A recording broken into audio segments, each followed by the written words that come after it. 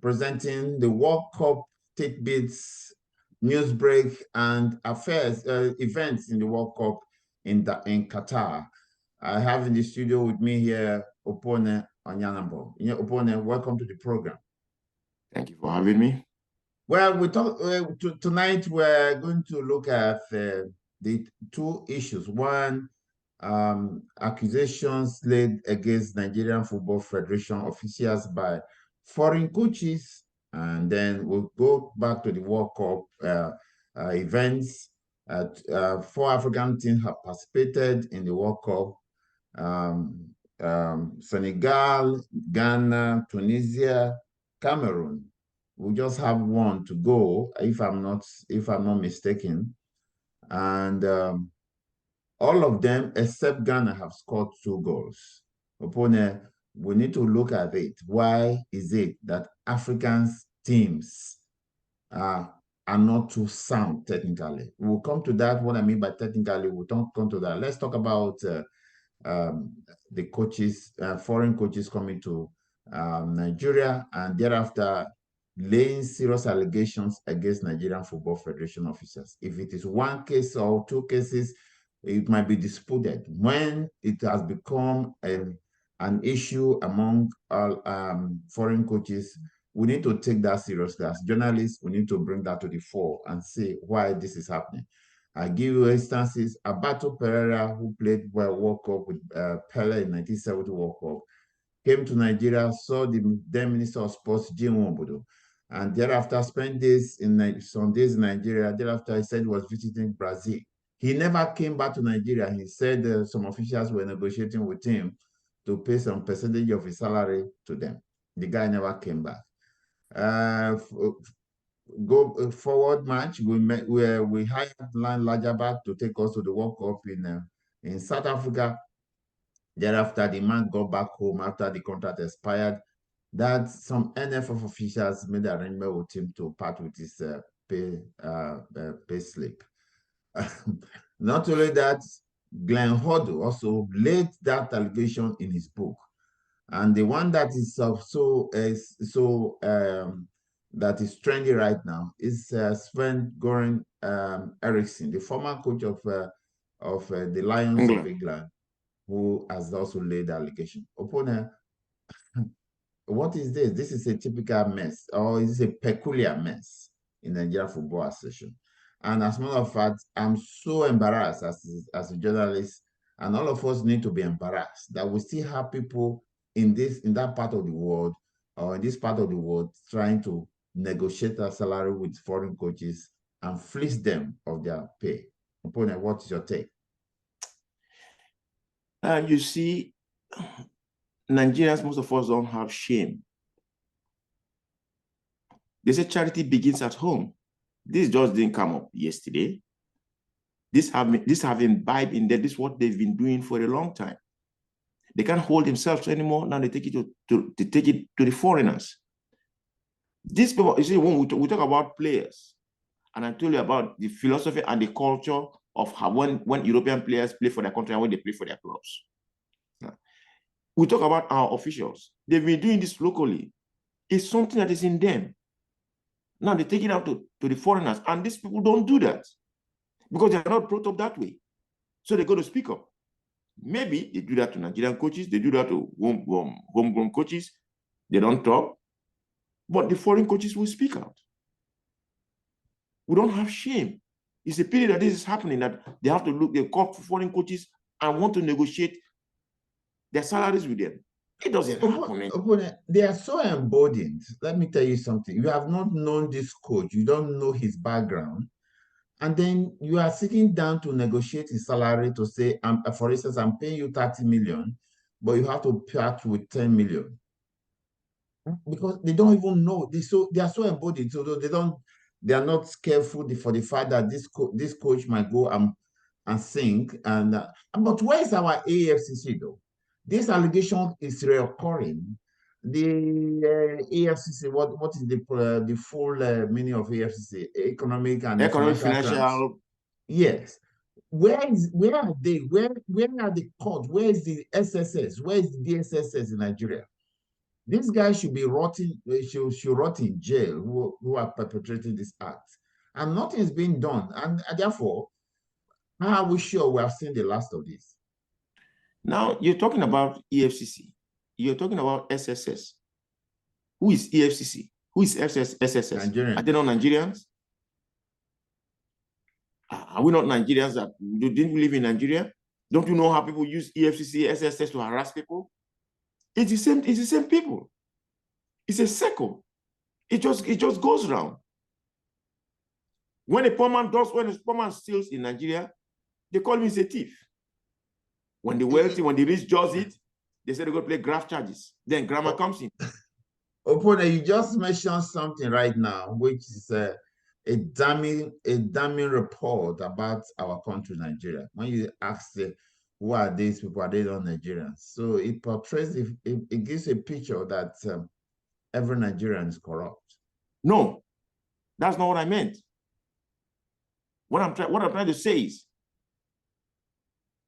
when you have an organization that is not controlled solely by its head, that is being infiltrated by people from outside, nothing stands on its own in Nigeria. There's always a second hand from somewhere. There's always something that goes in. Nothing stands on its own. That is the problem. Ministry of Sports is never on its own. There is something. There's somebody from the corner that is controlling it. Ministry of Information. Nigeria doesn't have no parastatal stands on its own.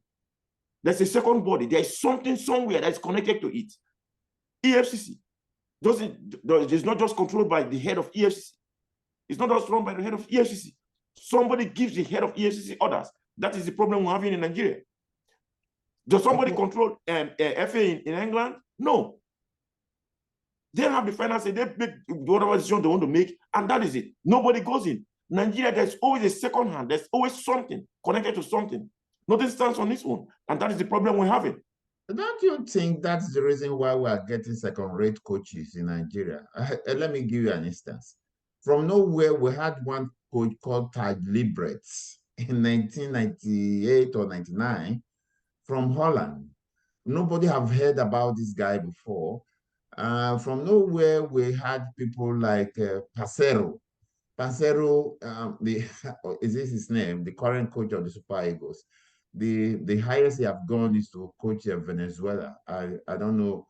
Venezuela is not more of a footballing nation than Nigeria, and they're bringing the coaches like that. We had this mystery behind hiring Mitrovic in the 1998 World Cup in France. It has not vanished. Some of us were reporters then. We were surprised how Mitrovic appeared in Nigeria, never stepped foot in, well, maybe a few hours or days in Nigeria, and then took all the professionals to the World Cup in France, and we failed. And I begin to wonder whether that's not the reason why you have handymen in Europe coming to Nigeria as coaches. Mr. Joe, I'm sorry to say this. You see, back home in Africa, or in Nigeria in particular, we respect the Westerners or we respect the white people too much. And that's what I think is the problem. Let me ask you this. When Lesenberg came to Nigeria, as we heard, it was alleged that he was being paid $50,000 a month. How much was Keshi's salary when Keshi was coach of Super Eagles? And he wasn't even paid. He wasn't even paid. Up to 9-10 months. He still won the Nations Cup, took the country to the World Cup. He wasn't even paid. Now, if Keshi, late Keshi, Eguavon, Sia, Amunike, Finidi, any of these former, current or former coaches, we are being paid that amount of money, and they lose the game, all Nigerians will be on their neck.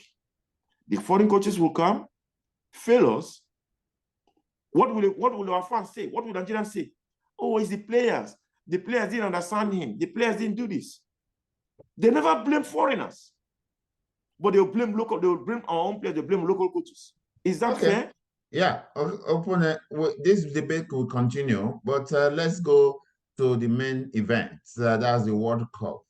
Opponent, I just mentioned that the African participating countries have in the World Cup in Qatar, except for Ghana that have scored 2 goals. But my worry opponent is this. Cameroon played well. Morocco, all of them. Morocco played well. Morocco was able to had a goalless draw. But look at Cameroon. They played so well in the first half, missed some glaring chances, and we're expecting them to come to the second half and play. And they lost that game. Ghana had Portugal to in the first half, and then Portugal scored against, perhaps it's not against the run on play, I can't say that. But Ghana equalized. But they lost their head. You know, you respected this Portuguese team, but after you scored, you lost your head and was attacking to win the game. But our opponent, there should be a strategy for Africans. A game like that, Portugal ego has been punctured because Ghana scored. What I expected Ghana to so slow down the game, frustrate Portuguese, pick your time, pick your space, and score if you're able to score. Otherwise, extract a draw from Portuguese, and that would make sense. But they just went at full blast and attacking, and then they lost the game. Why are Africans okay? Are these supposed not to be things that players should learn in the pitch of play? Is it going to be coached by the handler? Attitude. Attitude. Very, very important. Indiscipline. Discipline. Self-belief. You see, I always say this. Look at the South Americans, look at Europeans. They will lose games. They will lose games, yes. But they will play the same way they play when they play in their clubs. They will still give that same. When they lose, they lose. They played, maybe the opposition is better, then they will lose. African players, when African players come, they play against some of these top European countries. When they play, if they're doing well, they're playing good. Suddenly, you will see tactics will change. Team discipline will change. Individuality will come in. People will start doing certain things they are not supposed to do. That is one of the biggest problems we're having in Africa. You remember, 94, when we played against Italy, when Western was shouting, Western was screaming at Okocha, kick the ball, out the ball. Okocha said no.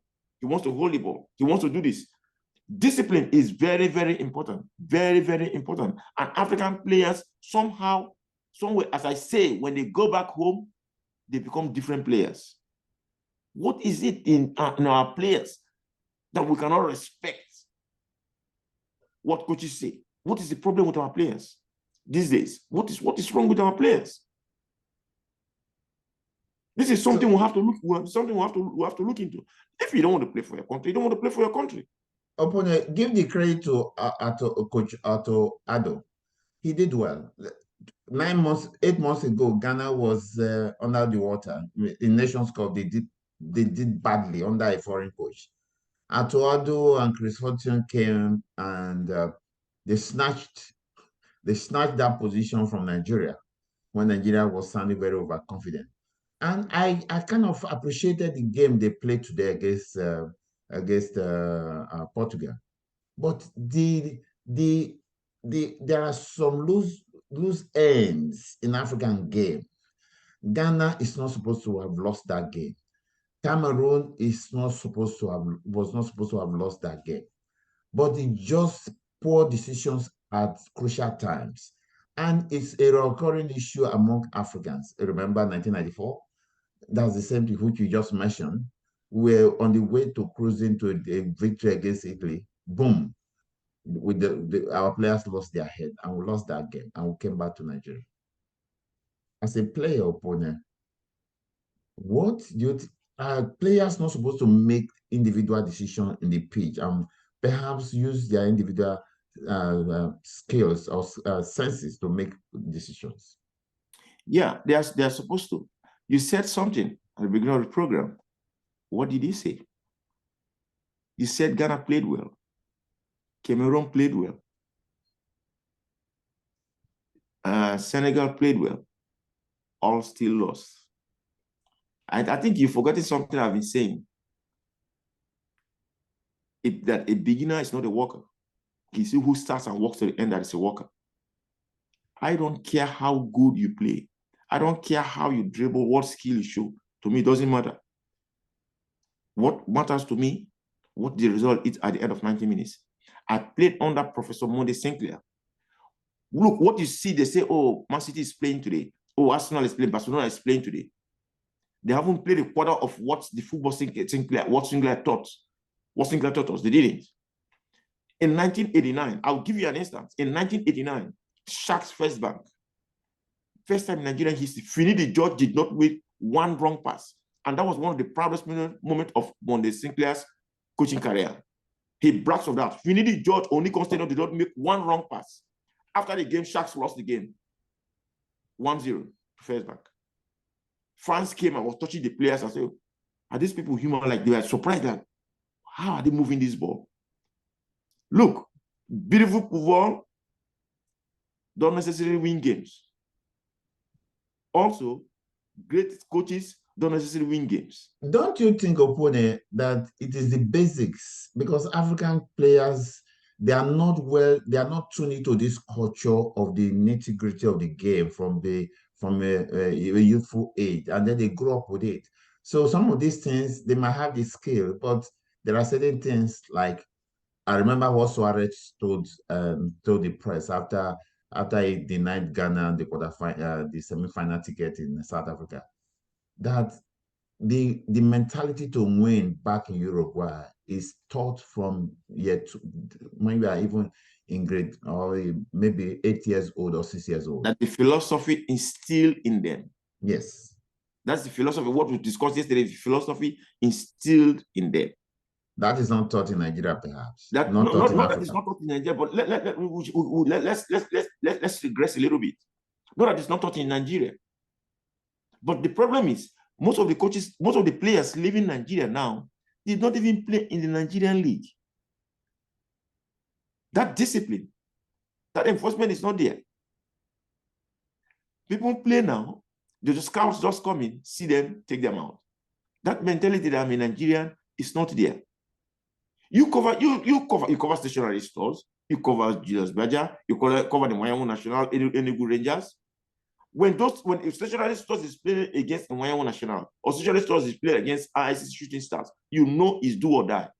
People don't necessarily go to see skill on it. People go to see how people fight. Let me tell you, 80% of games, pressure breaks down skills. What is skill? Skill is confidence. Pressure is force. If you apply that pressure for a very long time, you break down the skill. Skill will lose its confidence. You have to believe in yourself. I'm telling you, it's a fact. 80% pressure will break down skill. Do you have hope that African teams will learn these ways of winning? But give it to the North Africans, though. North Africans know how to see out games. I remember, if North Africans beat you 1-0 home and you come back second leg, they are going to fall all through. They will pretend they are injured. They will fall on the ground and scream and all that. It's just to kill time. But our people, Southern Africa, West Africa, East Africa, they don't know how to do that. See, the North Africans have been going to Europe for a long time before East, West, and South Africa will start going to Europe. What all North African teams, they play this short passing game. All North African teams. For example, if we play against a North African team in Nigeria, when it's hot, they move around like us. What they do, they cluster and play short passes. Keep the game till when the second half, when the temperature is better, is favorable, then they expand. When we play, we just go, we run. Like you say, there must be a plan. There's no strategy. No strategy. There must be a plan. I don't think coaches don't bring those in, but our players sometimes they just lose their head. That's the biggest problem we're having. Our players just lose their heads. So, Opone, what do you think about African teams? Do you think I will have a progression to the second round? It is possible if they can go back and learn. If they can go back, study the videos of the games they just played, then it's possible. See, there is one thing in football. You have to be disciplined in your play, whether win or lose. You play a game in the first half, you concede 3 goals. You can come back in the second half and score 4 goals. If they can score 3 in the first half against you, you can score 4 in the second half. You just have to be disciplined. Nigeria have done it time and time without number. We did it against Argentina. We've been doing it. We did it against Russia. In the 21 championship. It is possible. We can do it. This one will have players who have the heart to do it, who play without fear or favor. All right, opponent. Can you put your hand on it on which of the teams will progress the second round? Just a prediction. I hate predictions. Oh, yeah. Really? Yeah, I hate predictions. Why? Okay. Because today they might appear, tomorrow they disappear. You cannot say what most African teams will do. You cannot really say. All right. Okay. What have they shown to say, okay, let us say, okay, it's possible they're going to do this. It's possible they're going to beat this. It's possible. Now, everybody's skeptical about what's going to happen next. Canada lost to Belgium. Canadians are dancing and singing. Oh, we played well. Oh, we did this. To me, that doesn't do anything. It puts more pressure on the Canadian team now. You played against Belgium, you lost 1-0, you are happy. The next game, they expect Canada to win. If they don't, what happens? Oh, they are not good. That's why I don't like predictions. But I hope African teams will learn. Okay. The players are there. Go ahead. The players are there. There's some quality there. Okay, Mr. Joe, let's put it this way. Most of the African players we're talking about, they play first team football in their teams. They play, and most of these European players playing the World Cup now don't sit in the bench for them. So how come those people who sit on the bench for them will come to the World Cup do better than these people that play first team football in their place? It boils down to attitude. Thank you so much. That's the latest World Cup update from the Qatar 2022 World Cup. My usual analyst here, opponent Yanabo. Opponent, thank you for giving these issues and the stories a good trashing. We can't thank you enough. And for viewers around the globe listening to PMI Sports, please catch us on Facebook, Instagram, and Twitter. World Cup coverage continues tomorrow. We'll be looking at other issues as concerns the World Cup in Qatar, and we'll bring you all the stories as it happens. Yours sincerely, Joe Ezode signing off, and I say see you tomorrow. And I wish African teams the best of luck, but it's not too rosy right now. Have a good night. Bye.